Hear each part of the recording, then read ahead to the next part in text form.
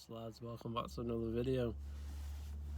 So today's video is a bit different than all the other videos. It's literally just going to be a run through of how to do a service on basically any car. I'm going to generalise it, but also for people who have 1 litre Ecoboost who follow me on this channel, I'll just run through specifics for this car as well and then generalise it to other cars, so basically anyone can watch this video and know what to do. So first of all, we'll talk about what sort of service you want to do on your car. So you got two services, you got a minor and a major. Minor service is literally just like oil change, and then your bigger services are stuff like fuel filter, air filter, your pollen filter. But the 1 litre Ecoboost, I'm not sure whether they have a fuel filter or not. I don't think they do, but if they do, it doesn't need changing. So that isn't part of the service on this. So basing it on a Fiesta 1 litre Ecoboost, if you're doing a minor service, you just do the oil filter and the oil. If you're doing a major service, you do oil filter and the oil, air filter as well, and your pollen filter, which is your cabin air filter for your like aircon. And coolant isn't part of any service, it's based on age. So I think it's 10 years on most cars to change your coolant.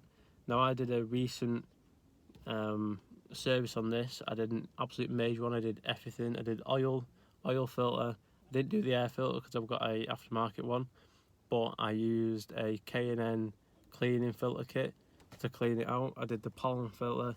I did the coolant just because I thought, well, I've got coolant sat there, and if I'm going, basically I just made a whole day of it. Just did everything I could. I did spark plugs as well. So I literally just changed everything. And for me, because this car's modified and it's running stage 2, I want to look after it as much as possible, especially when I'm going to sell it to someone else. So I'm going to do that service, major service I'm going to do that major service every year, and then every 6 months I'm going to change the oil, because I have noticed with map cars you've got to change the oil a lot more. Because I did the service, before I did the service like last, I did it about 6 months ago from there, and what happened was when I was like, well, I might as well do a service. This was like 6 months later. I changed oil and the oil was completely black. So I would recommend anyone who's got a modified car, service your car more than is required, like especially just oil. Do your oil like every 6 months, depending on how much you drive it, because it does make a lot of difference. Right, so guys, let's get to it. Let's start with the interior. So let's start with the pollen filter.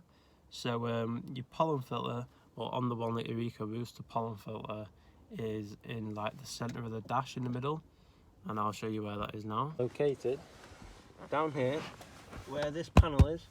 So you need to take that screw out there, and this panel will lift off, and then behind it there'll be like a door, like a sort of like rectangular door with clips.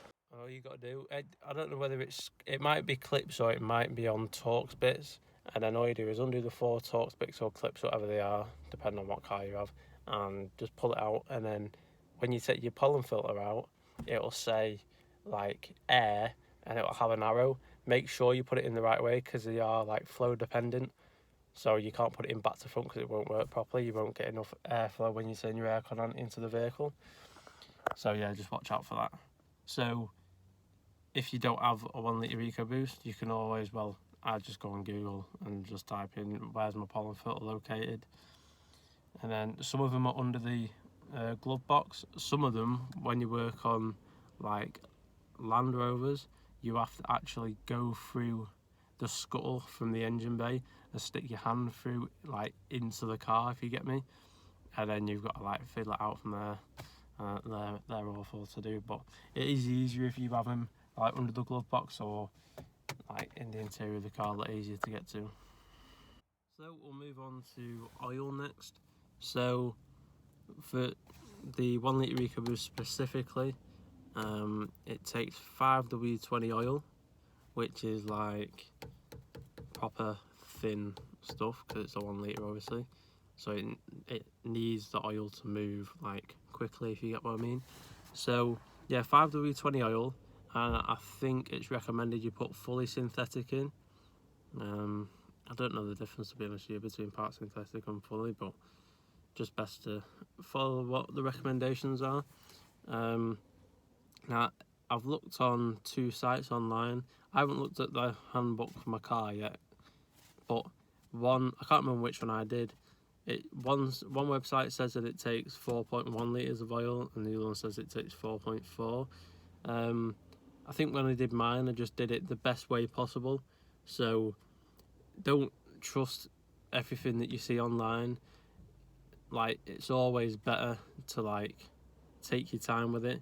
So what I did is I literally just put a litre in at a time, and just keep on checking your dipstick, and then when it shows up on your dipstick, then put like a little bit in at a time. It's all about just like guessing, to be honest, and it's better to get that perfect than to stick 4.4 litres in or 4.1 litres in, not check it, and then just leave it as it is, and you could not have enough oil in your car, or you could have too much oil in your car, and eventually it'll fuck up your engine.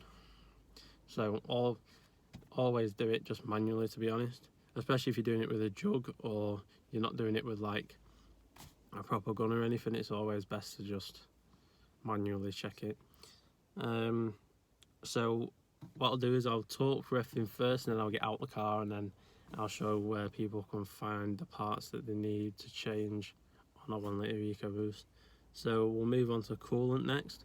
So if you are going to do a coolant change, which doesn't have to be done till every like 10 years, but if you're going to do one like I did anyway, the mixture that you need is 50% antifreeze and 50% water. Don't go too much either side of that, because 50-50 is like the perfect ratio overall to go for. So what it actually does is the antifreeze will obviously stop the water from freezing, and in like warm conditions as well, the water will higher the boiling point, if you get me. So it kind of like evens out the two. Yeah, so if you're gonna 50-50, and there'll be a max line on your expansion tank of your coolant, and you just want to make sure it hits that. After you've filled your coolant up, you want to run the engine, and you want to turn on your aircon to full as well. I think you want it on hot, just to make sure that the coolant's moving through the engine and you're getting hot air through. This just shows that everything's moving properly, and also turning on your car will like bleed up the system. Now, some systems like the one that your Ecoboost actually bleeds itself. I've never had any problems with it. Like, all you got to do is put coolant in, turn it on, and it'll bleed the system itself, and then you just go back and fill it back up. But for other systems, especially cars with like bigger engines, you need to like open little valves. So there'll be like little like screws in your engine bay, like plastic screws on like your antifreeze lines, and what you need to do is you need to open them while the engine's on, and it will let all the air out until like antifreeze starts coming through, and then you close it off, and then you move to the next one. And it's always a bit awkward doing it like that way, especially if you've got a car that needs to be bled up. But if you've got one like the one that your Ecoboost and it just bleeds itself, then there's no problem in doing it. So one of the places you can drain your coolant from is your radiator. On the bottom of your radiator there'll be like a Phillips like plastic screw. You just take that out, put a bucket under, rinse everything out. When you're draining your coolant, take the cap off your coolant expansion tank. It'll just help like flow all the way through. That goes for when you're draining your oil as well. It's always best to take the oil cap off to let like air run through, to let it like flush out the system more. And on some vehicles it's always best to undo the oil filter as well when you're draining your oil. They're only on the vehicles that like have the oil filter where it's on top of the engine. If it's like the 1 litre Ecoboost where it's got the oil filter on the bottom of the engine, don't take that off until you've drained your oil, because oil will go everywhere. Always take that off last. So I'll show you where that is in a minute on this vehicle. Just run through the spark plugs. Make sure you get the spark plugs that are made for like your vehicle, because every gap is different for each vehicle. Also, you can buy like feeler gauges, which show you the distance, like tiny distance between the probes on the what they called on your spark plugs. Sorry about that, mine went blank. So yeah, always check the distance. If you're unsure, obviously they can get knocked like in postage or whatever, and you just need to check that distance is correct to make sure that your car runs properly. So what I'll do now is I'll get out, I'll pop the bonnet, and I'll show you around. I'll show you where you can find the oil filter, obviously where all the major things are that you need when doing a service on your car. So here's my 1 litre Ecoboost. So we'll start with coolant. Obviously coolant expansion tank's there. You've got a max line there, so you want to make sure it's filled. To bleed it up, once you've turned the engine on for a bit, what you want to do is you want to take this off, and you'll hear like a hiss. Obviously this one's already bled up, so this one won't hiss. And then put it back on, and then start your car again, fill it back up to max. Yeah, you get the drill. So moving on to spark plugs next. So you've got 1, 2, 3. So you take the coil packs off, just the inner 8mm. Take these plugs off, and then you're going to lift them out, and then obviously get a spark plug socket to ensure that you don't drop the spark plug in. Or if you don't have one, use pliers. I use long nose pliers for mine, so you just undo it and put the pliers down, bring it out, and then lower the new one in gently and then tighten it back up. That'll always work. Yeah, obviously you've got your where you fill your oil there. Go straight into the engine. So yeah, put your oil in there. Got an aftermarket air filter, so that doesn't need changing. That'll stay the same. Whenever jacking up your vehicle, always make sure you use axle stands. I'm taking a risk here. I don't have any axle stands available. They're all on my RX-8, so I'm just going to take a risk. So I'll show you where you drain the coolant from. So if you get underneath, there will be your radiator here at the front. And the drain is, I can't remember now. Oh, that's what I did on this. So there wasn't actually a plug that I could do it from. So what I did was I took this pipe off. So obviously get some clamps, clamp that up, take that pipe off, let it all drain out of there. Obviously make sure you take the coolant cap off before you do that, and just get a bucket underneath, drain it all out. Right, let's move on to oil next. So I've got a bit of oil there, I don't know where that's from. Didn't have to put a new gearbox in it. Yeah. So we're getting under the car. Give me a second, lads. Is it under? Right, so here's your sump. That's where you drain your oil from. So obviously just undo that, put some under it, let the oil drain out. You've got the oil filter, which is up there if you can see it with all the writing on it. That is on the right side of your car where your belts are, and then just up there. Also on services, if your aux belt's being noisy or it's due, obviously you can change your aux belt from here. When you're doing it, just make sure that you take a picture of the shape that it goes on before, and then when you take it off you can follow that picture to put it back on right. So yeah, so you've got oil drain, oil filter at the top, aux belts there, and you've got drain your coolant from this pipe here. Right guys, so I think I've covered everything. I'm going to leave the video there. I hope I helped a lot of you. This just proves that you can do servicing by yourself. Obviously, where you get your service parts from is up to you. The two places I've used is eBay and Euro Car Parts. If you're buying off eBay, just make sure that like the genuine parts, or not even genuine parts, like you don't have to put a genuine like oil filter on your car.